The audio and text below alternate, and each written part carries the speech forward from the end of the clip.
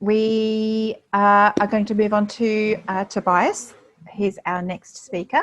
So similar to Tobias's or to Ian's presentation, if you've got questions, please feel free to write them in the chat. I also noticed, Colleen, you have arrived, so it's excellent. That's our third speaker. So you're speaking with Jennifer, is that correct? Or just yourself? Yep. Excellent. All right, so you can get ready after Tobias. Thanks for starting to share his screen. So Tobias is talking on design thinking and human-centered design, a topic that I just absolutely love, but sounds again like another practical one, the what, the when, or the what and the how. There's no wins, but that's okay.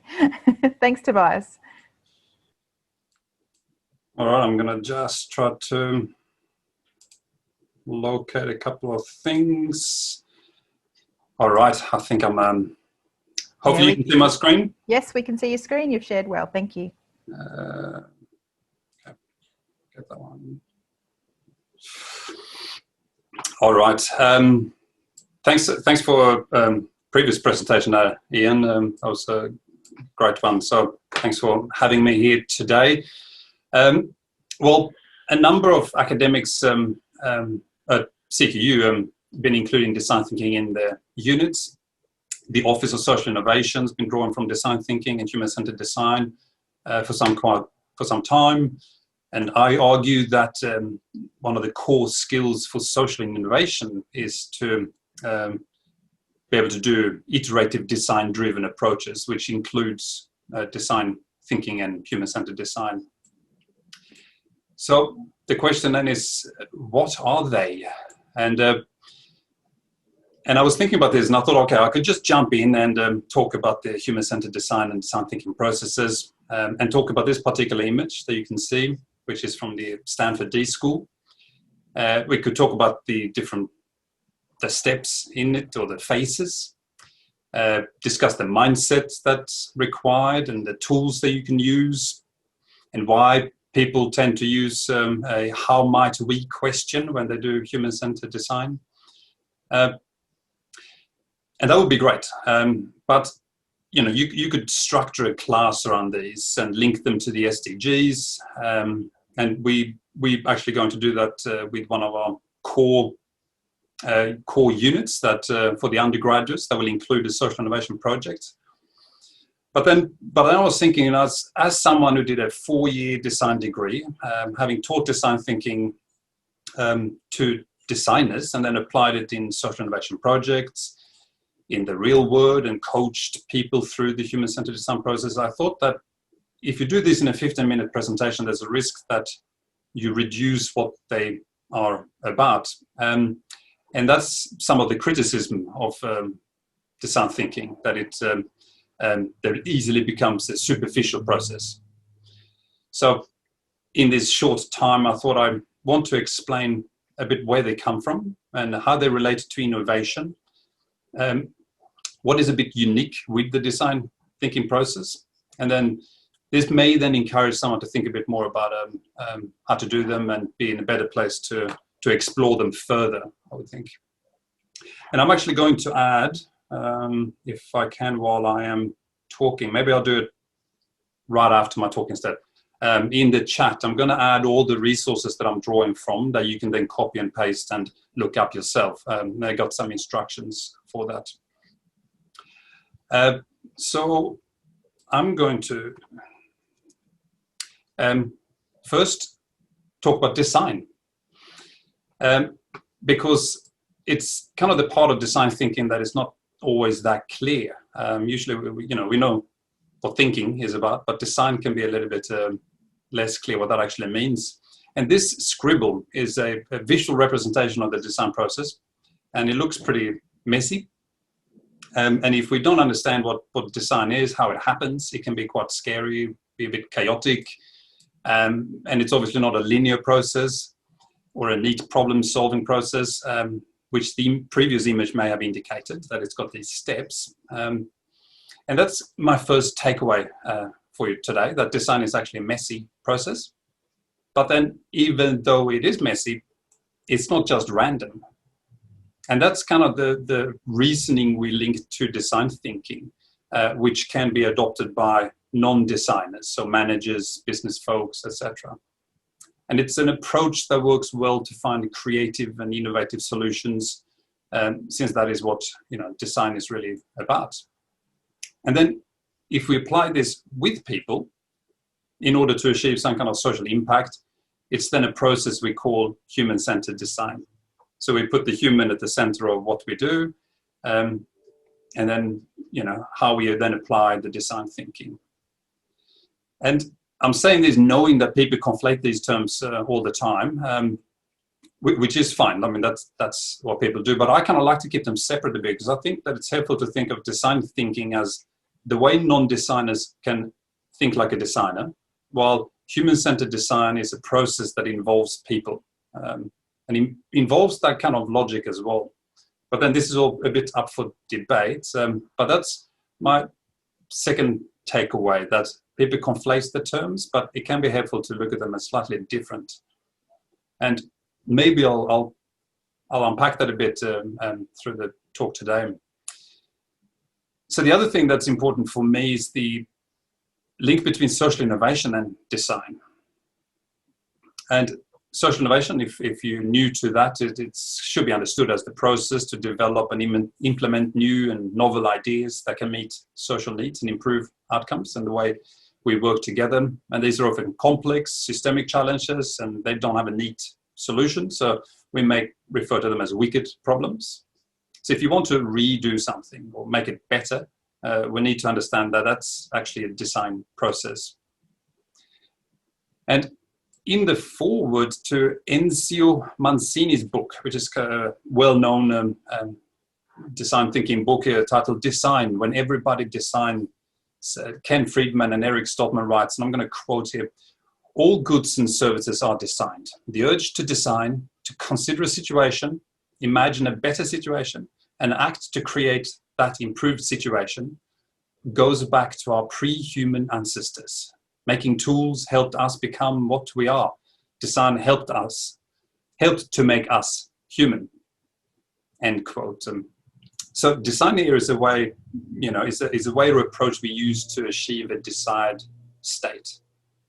And we may redesign our garden to better meet an aesthetic need, or we buy clothes to design an identity we wish to better convey, look more professional, or we redesign how a meeting should take place in order to ensure power imbalances are reduced.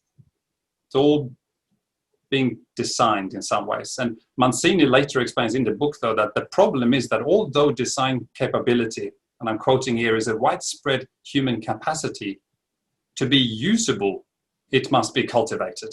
And this does not usually happen. It happens in an inadequate way. And Mancini makes the point that even though we all design, we do not do it consciously or with a clear process in mind. So we must cultivate it through practice, through experiences, that ability to design and think like a designer. And that's my third takeaway, that it's a practice, that we need to learn it by doing in some ways. That then leads us to design thinking as a move away from designing as a designer. And this kind of insight led Tim Brown, who started IDEO, which is a design consultancy based in the US, very well known in the design thinking space. And he wrote in his now very well-known article, Design Thinking, from 2008, that thinking like a designer can transform the way you develop products, services, processes, and even strategy.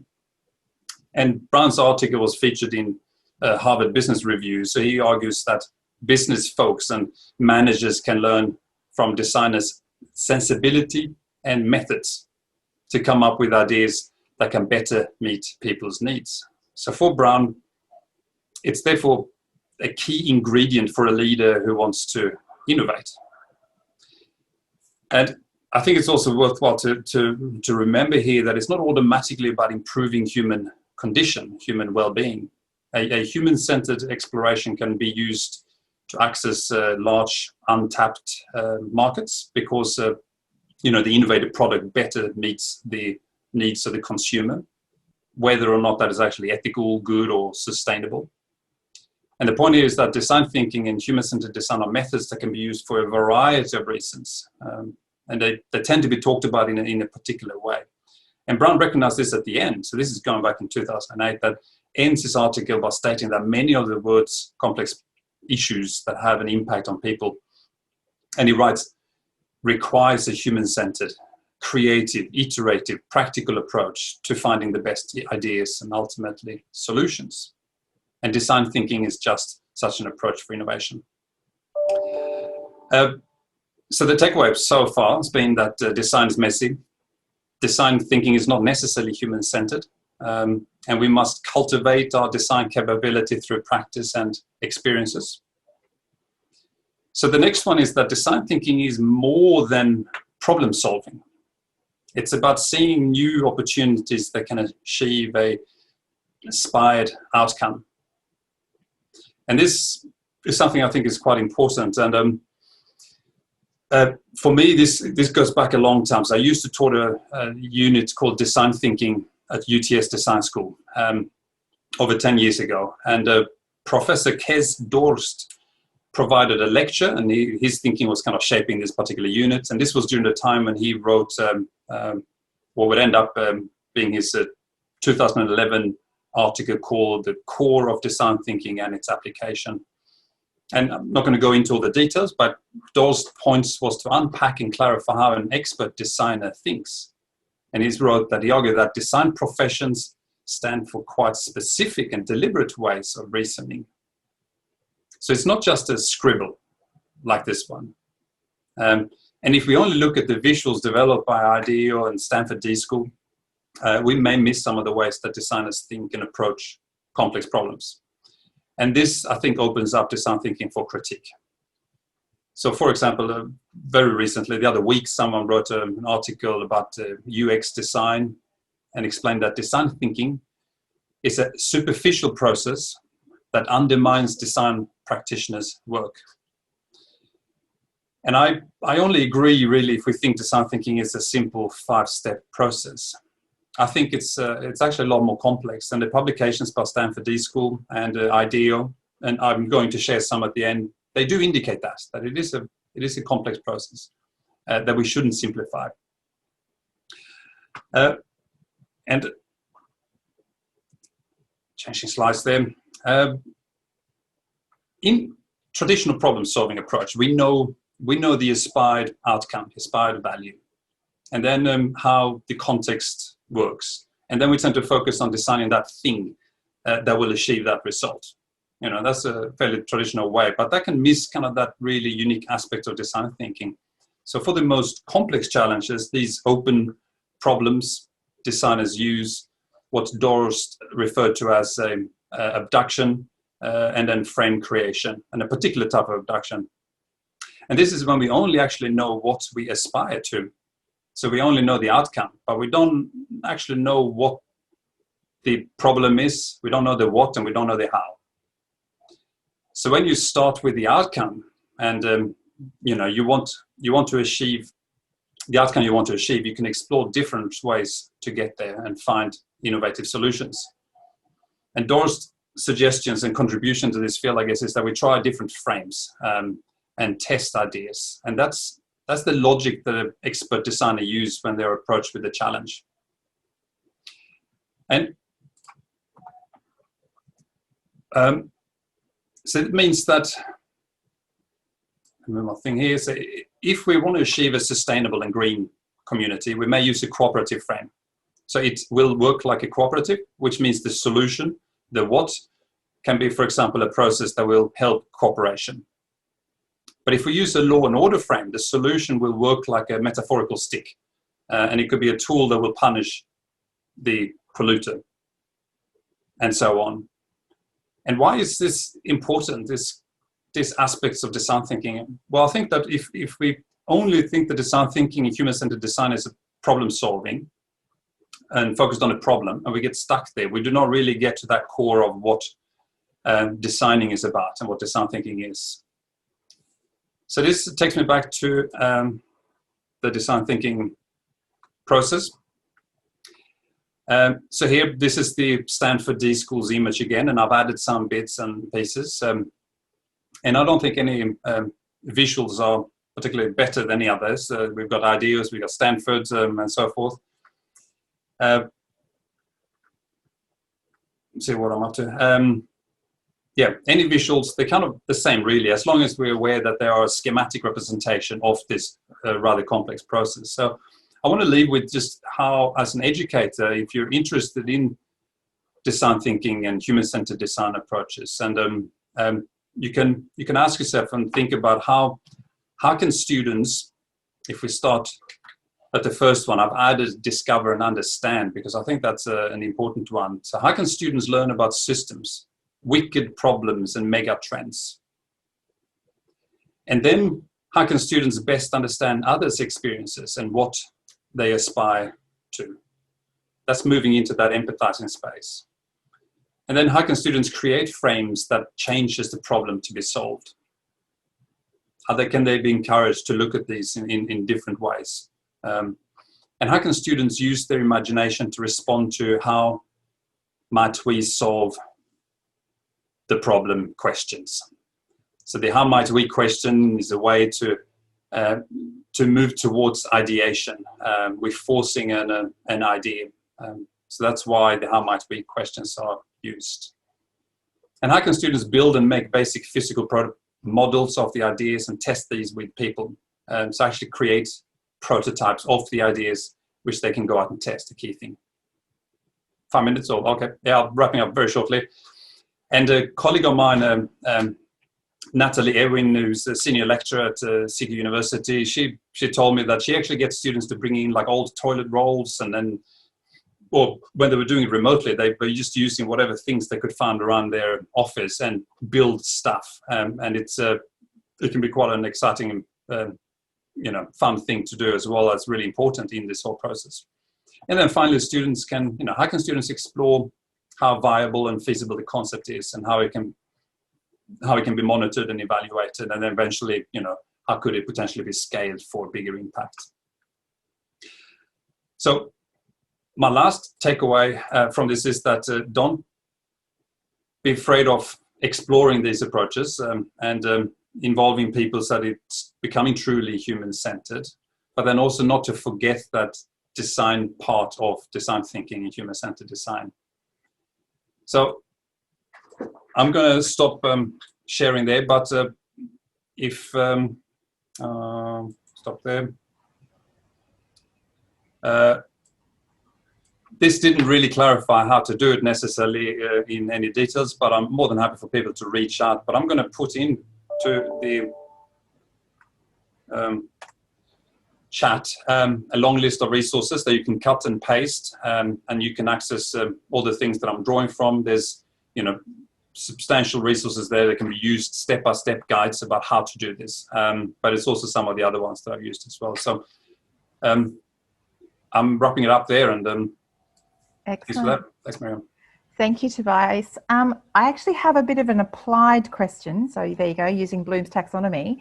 Is there any way that you could share your screen again and show us that the protocol or the process that you used? And could you, in 2 minutes, talk us through how you designed the MBA?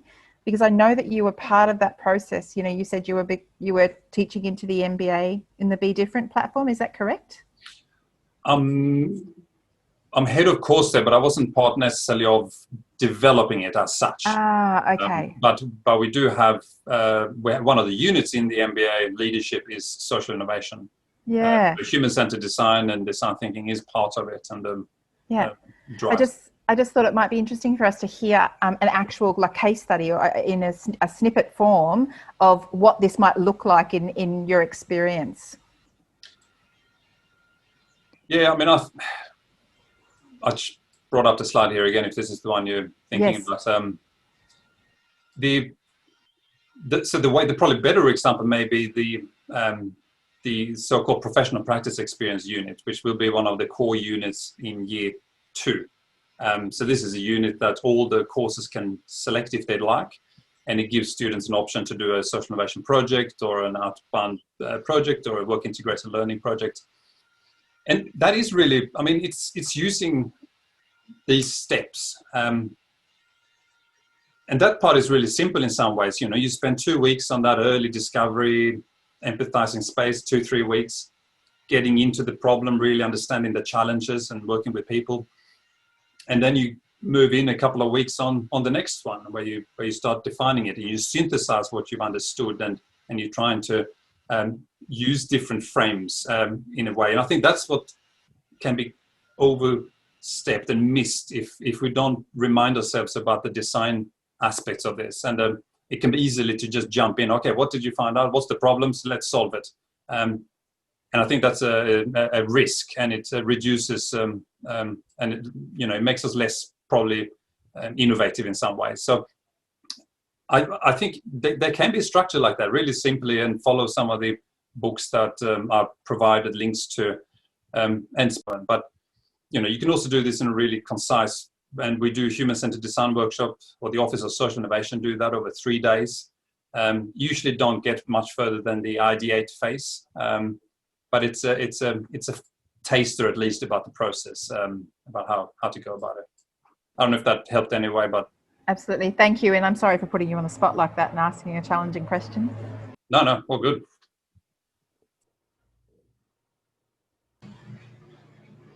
Subhash, you had a question, I think. Yeah. Hi, this is Sebastian. I'm from engineering background. I'm just wondering, even for social innovation, is it like a God gift? Designing something is a God gift, or it could be taught in the class, or one can learn? What do you mean? If the design, is such a thing, which is more like a creativity, isn't it? Yeah. So this creativity, do you think, is it a God gifted, or one could teach how to think, innovative? Well, I mean, I think, of course, some people probably have more of a disposition towards being creative, but I think there are courses, I know, in engineering around creative confidence and stuff. So the idea of, getting students to learn how to approach a challenge differently. And I think part of that kind of the design thinking is a way of doing that, to understand the importance of how you frame something, and then how by changing that, you're forcing out a different solution.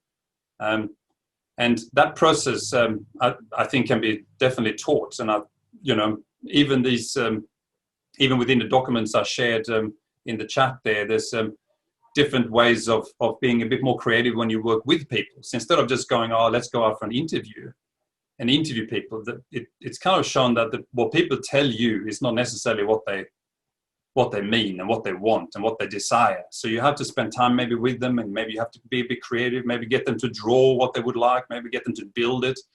And through that process, you encourage their creativity by also untapping something that is maybe not so clear if you're just interviewing them. So there's a lot of creative ways, I think, to practice, but it needs to be practice, I think, hands-on in some ways.